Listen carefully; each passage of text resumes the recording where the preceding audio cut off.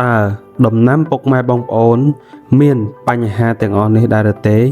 មិនកាន់ការមិនកាន់ក្តាប់ខ្លាយខុសតម្រង់ដែលជាហេតុធ្វើឲ្យដំណាំពុកម៉ែបងប្អូនទទួលបាននៅទិន្នផលកាន់តែទាបតែ